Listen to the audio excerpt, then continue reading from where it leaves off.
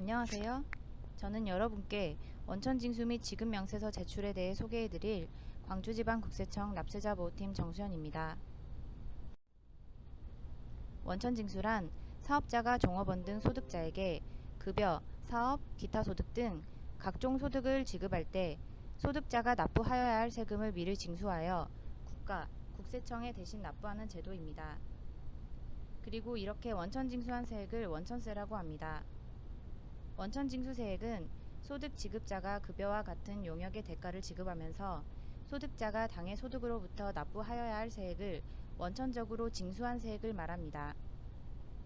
소득 지급자는 원천징수한 내역을 국세청에 신고하고 원천징수 세액을 납부하는 절차를 의무적으로 이행해 주어야 합니다. 이것을 바로 원천세 신고 납부라고 합니다. 원천징수 대상 소득에는 근로, 퇴직, 사업소득, 기타, 연금, 이자 배당 소득 등이 있습니다. 이번 시간에는 명세 신규 사업자가 사업을 운영하면서 빈번히 신고하여야 하는 근로소득을 중심으로 알아보겠습니다. 그럼 언제 원천세 신고 납부를 할까요? 원천징수 의무자는 세액을 원천징수하고 원천징수 이행 상황 신고서를 작성하여 그 징수일이 속하는 달의 다음 달 10일까지 홈택스 또는 우편으로 원천징수 관할 세무서에 제출하고 원천징수일이 속하는 달의 다음 달 10일까지 납부서에 원천징수한 세액을 기재하여 납부하여야 합니다. 사례를 통해 살펴보겠습니다. 예를 들어 5월 급여를 25일 지급하면서 원천징수 세액을 징수하였다면 소득 지급자는 원천세 신고를 6월 10일까지 하시면 됩니다. 물론 납부도 6월 10일까지 하시면 됩니다. 이렇게 일반적인 월급을 지급하는 경우라면 당연히 매월 신고를 해주셔야 합니다. 사업자의 원천징수 신고 납부 편의를 위해 원천세 반기별 납부 제도가 있습니다. 상시 고용 인원이 20인 이하인 소규모 사업장인 경우에는 세무서에 승인 신청을 하고 반기납 승인을 받은 경우 원천징수 과정을 반기별로 1월 10일과 7월 10일에 신고 납부하실 수 있습니다. 신청 요건은 종업원 수가 직전 과세 기간, 신규 사업자는 신청일이 속하는 반기의 매월 말일 현재 상시 고용 인원의 평균 인원수가 20인 이하여야 합니다. 반기별 납부 신청 기간은 6월과 12월입니다. 6월 1일부터 6월 30일까지 신고하고 승인되면 7월부터 12월 지급분을 다음 연도 1월 10일까지 신고할 수 있고 12월 1일부터 12월 31일까지 신고하고 승인되면 1월부터 6월까지 지급분을 다음 연도 7월 10일까지 신고하시면 됩니다. 다음은 근로소득 원천징수 방법입니다.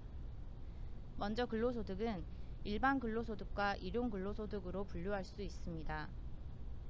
보시는 것처럼 일반 근로소득은 특정 고용주에게 계속하여 고용되어 급여를 지급받는 것이라면 일용 근로소득은 특정 고용주에게 고용되지 않고 1급 또는 시급 등으로 급여를 지급받는 것이라 할 수 있습니다.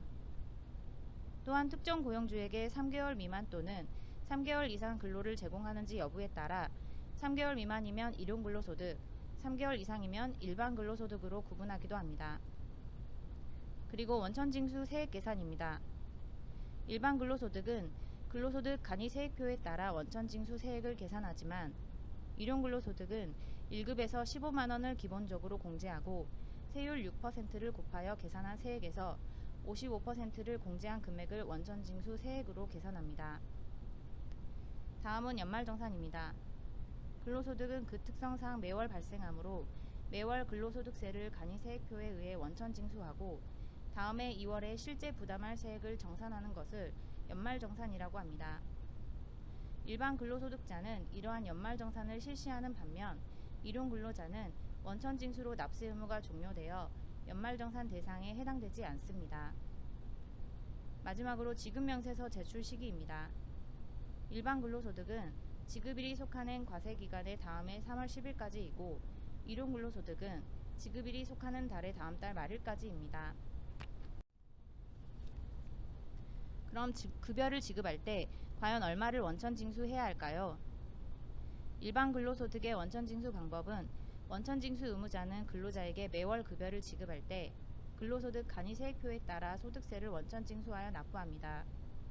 여기서 간이세액표란 원천징수 의무자가 근로자에게 매월 급여를 지급한 때에 원천징수해야 하는 세액을 급여 수준 및 공제 대상 가족수별로 정한 표를 말합니다.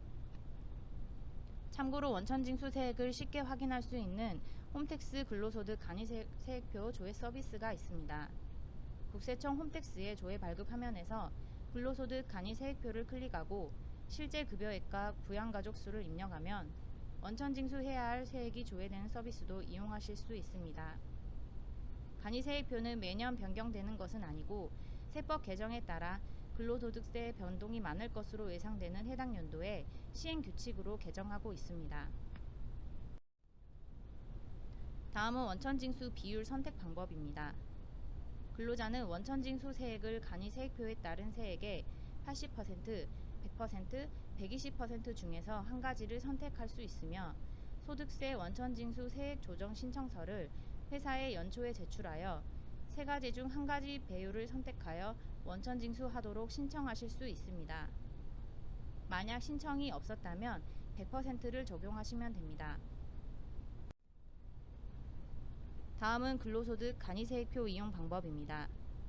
실제 공제 대상 가족의 수는 본인을 포함하여 기본공제 대상자에 해당하는 부양가족의 수이고, 이렇게 계산한 실제 공제 대상 가족의 수에서 기본공제 대상자에 해당하는 7세 이상 20세 이하 자녀의 수를 추가로 더하여 공제 대상 가족의 수를 구합니다.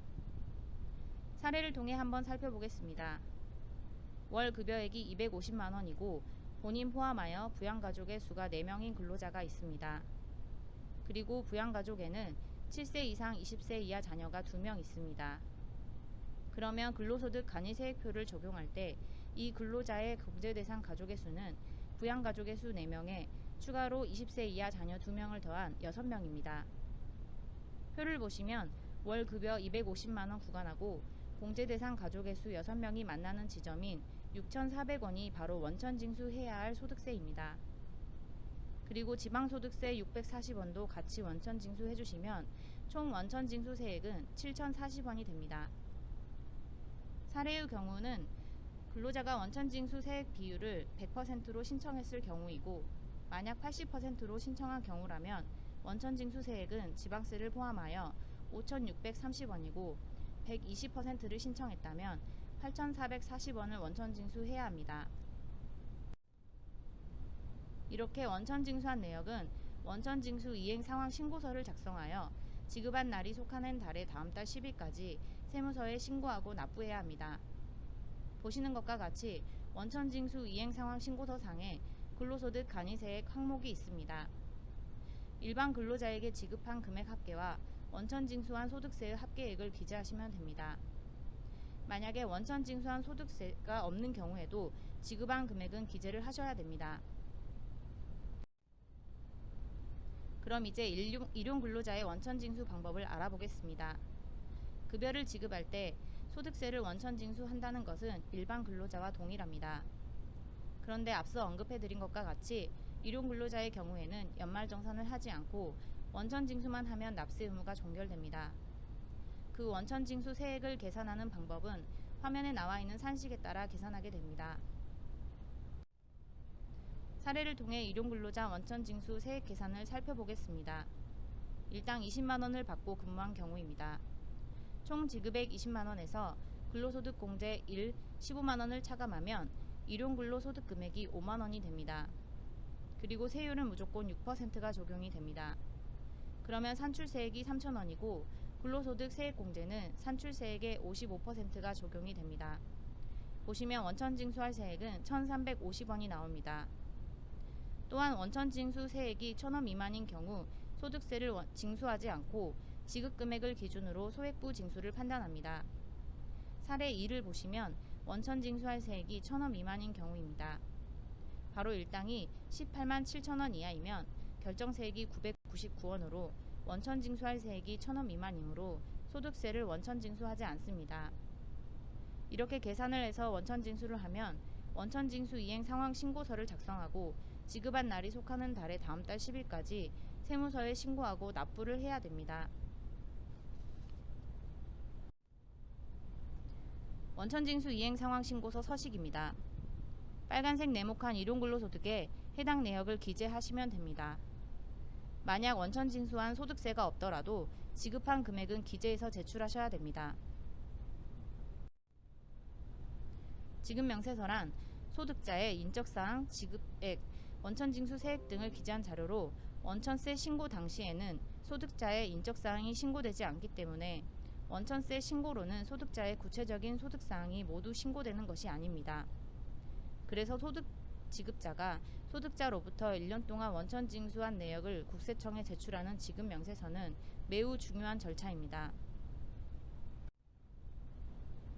지급명세서의 제출기한은 상시 근로자의 경우에는 지급일이 속하는 연도의 다음 연도 3월 10일까지, 일용근로자의 경우에는 지급일이 속하는 달의 다음 달 말일까지 관할 세무서에 제출하셔야 됩니다. 그리고 간이 지급명세서 중 근로소득은 지급일이 속하는 반기의 마지막 달의 다음 달 말일까지 제출하시면 됩니다. 만약 지급명세서 제출 기한을 지키지 않았을 경우에는 근로소득은 지급금액의 1%의 가산세를 납부해야 하고, 간이 지급명세서 근로소득과 일용근로소득은 지급금액의 0.25%의 가산세를 납부해야 하므로 지급명세서 제출을 누락하지 않도록 주의해 주시기 바랍니다. 다음은 근로소득 지급명세서 양식입니다. 근로소득 지급 원천징수 영수증과 근로소득 지급명세서가 두 줄로 써져 있는데요. 원천징수 영수증은 소득자에게 원천징수를 완료했다는 영수증을 말하는 것으로 소득 지급자가 소득자에게 교부하는 서류입니다. 그리고 지급명세서는 소득 지급자가 소득자로부터 1년 동안 원천징수한 내역을 국세청에 보고하기 위해 제출하는 서류입니다. 이렇게 서류의 명칭은 다르지만 보통 같은 서식을 둘 다의 용도로 사용하고 있다는 정도를 알고 계시면 좋을 것 같습니다.